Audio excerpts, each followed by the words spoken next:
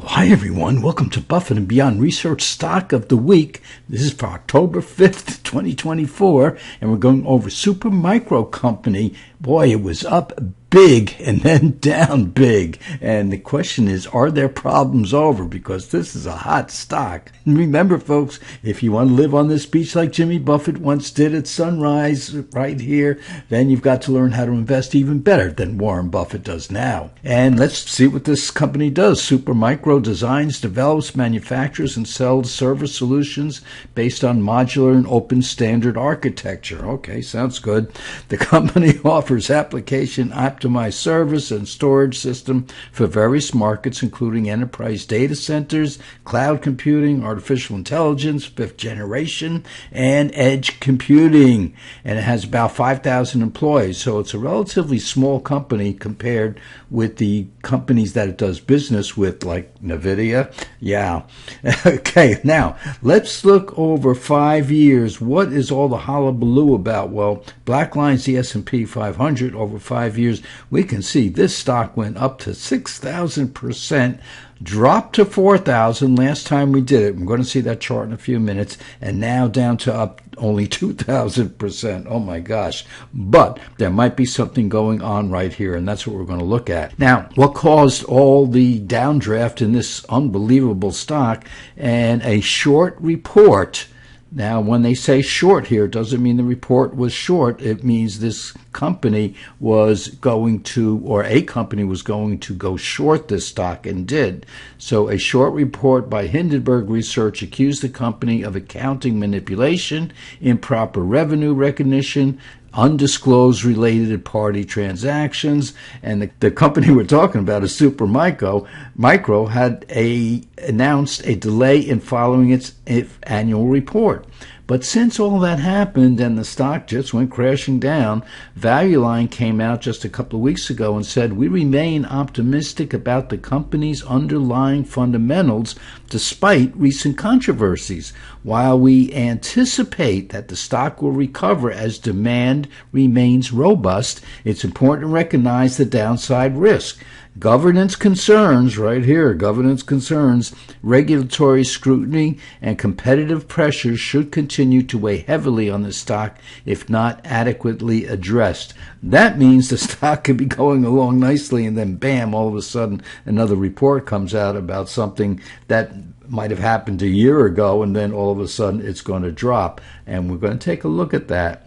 Okay, now here's how, and this is back a couple of months ago. Blue line is the S&P 500, I should say, the average stock out there. Super Micro is the green line, and when it comes to the clean surplus return on equity, think of your bank account. Would you rather put your money in a bank that's giving you 13.5% or one that's giving you 55%? Well, there's no question there. Net income, it is bringing 89% down to the bottom line. Revenue up 46%, and this has gone up during all the commotion, folks. So we're looking at it right now. Now let's see what we were talking about. Back in 2024, which is this year, this stock was slated to bring in $22 right in here, and it only brought in $20.09. So that's just a drop of what, 10%? Not even 10%, 2 points over 22, about 9% drop in what it is expected to return this year, 2024. And then for 2025, it was slated to bring in $34, and now the estimate is $31.35. That's down about 7%. So you have about a 9 or 10% decline for this year, and you have about a 7.7% decline for next year. But look at these numbers over the past numbers, and you can see why the stock is still up 2,000%. So we're talking about a small drop in these numbers here, but of course, once you hear accounting irregularities, there goes the stock, and nobody likes that, including us. Now let's go over here. I mean, this net income growth is just phenomenal. Still, with all that news coming out, it's still talking about, or the analysts are still talking about serious net income growth, which for the average stock is what, 13%?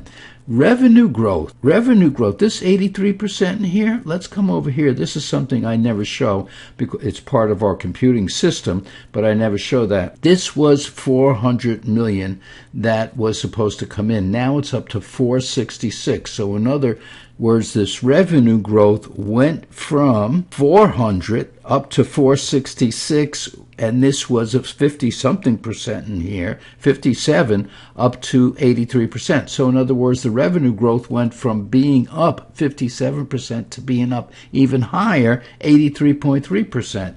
So we're looking at a company here that, boy, got hit on the price, no doubt about it. If you bought it near the top, then ouch, it hurts. But all of a sudden, the stock dropped a lot, and let's look at that. And this was, look up here, this was July 25th that we took this shot. Black line's the S&P 500, and here is supercomputer, and boy, oh boy, Supermicro, I should say. Supermicro came from up 270% down to 120, still up 120%, with the market up about 25%. Now, let's look at 1 year now. Now it's up still, with all the problems it had, up 50%, while the market is up about 30-something%. This is 1 year, so it's 12 months. But you could see that it's might be bottoming in here, and we're going to take a closer look. Let's look at 5 years. Here it is. 5 years. Again, this is July, and we can see how this stock just shot right up and then started coming back big. It's right in here back in July. Now let's bring it up to date, and now we're down 2,000 or up 2,000%. So we were around 4,000% right in here, and now as of the other day, we are right here. Now let's look a little bit closer. We had this stock all the way up here, and it was even higher, and now it's come all the way down, and look at this drop in here. Oh my gosh. And this is the dark red vertical line. Then it went up a little bit, just a little bit for a couple of days in there, and then came down to this line once again. Then it's been having this rally, and then the other day, so last week, it dropped again, once again, but it closed right in here, which is so difficult to see. There's a little nub on the right-hand side of this big red line. That's where it closed. So it closed above the low of 1 month ago and above the low of a month and a half ago. So we're looking at the decline in here, and then a test of that decline, and now a serious test of that decline where it stopped right here, and little by little it's going up. So what we're looking at is this line in here, big decline, and then a rise and a decline to test that level, and now we have a higher low in here. So that's a good signal.